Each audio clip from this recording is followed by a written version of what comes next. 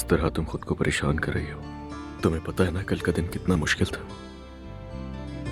मगर वो भी गुजर गया। सोच रही हूँ कि कल मॉम के घर चली जाऊँ, थोड़ा सा माहौल बदल जाएगा।